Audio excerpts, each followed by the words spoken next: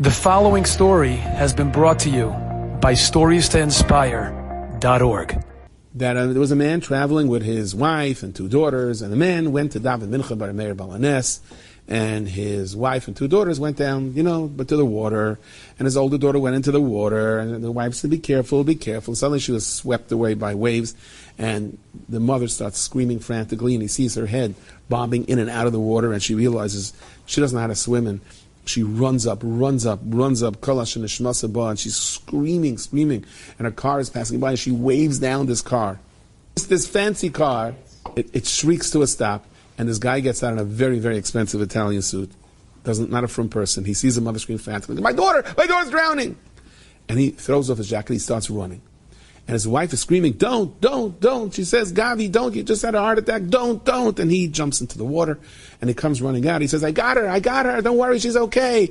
And the mother, in this one sudden look of both gratitude and horror, says, that's my younger daughter, she must have gone in and tried to get her, the older one is still there. And he dives in again.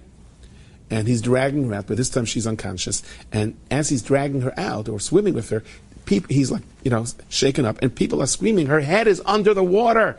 Take her head out from under the water. Her head is, and he didn't hear what they were saying. Trey Kali Loy B'Shtamik. And when he got close enough, they were saying, her head is on the water. He picked up her head, but it was not a good situation. Whoever they did their CPR, and they did their best, and they rushed her to the hospital, they got a pulse, but they said this, and he thought he was going to go out of his mind.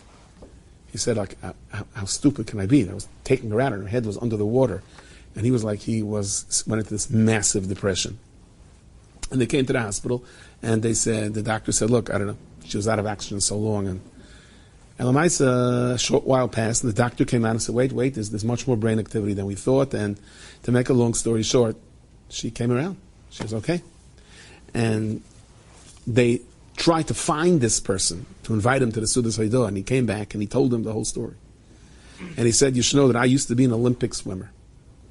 Then I became a lawyer, and I would swim in my bills, my paper from one side to the other. I went from, and and then he said he had a heart attack, and slowly but surely the doctors told him after a while he could start doing exercise again. I started swimming again, and I felt my old swimming skills were rejuvenating. And we were driving, and then I was telling to my wife, this crazy lady screaming, let's just drive by, let's not get involved. Then I saw her face, I had to stop. And he jumped out, and I said I would have never done it, but I knew I started swimming again, and my wife didn't want it, and I went in, and then I couldn't believe it. I couldn't believe that her head was under the water. What did I do? And he said, so my wife said, listen, you saved the younger girl, you tried, you're not a professional lifeguard. What do you want? If you wouldn't have been there, what would have been? But he's like, he can't deal with this. He cannot deal with this. They start driving away, and they're an hour away, and he turns around. His wife says, what are you doing? He's going back. You're going back to the place? What are you doing? She says, you want to jump back into the water? What are you doing? And he goes out, and he sits down near the water, and he says, Rabbi Shalom, I grew up in a kibbutz where we were told in this kibbutz that you don't exist. But now I need you. I said, if this girl dies, I will never breathe another easy breath the rest of my life. He said, I'm gonna fry in guilt. He says, you gotta do this for me, Rabbi Shalom. All of a sudden there's Rabbi Shalom. He said, not long afterwards we got the news that she recovered. So I was thinking to myself like this, maybe, could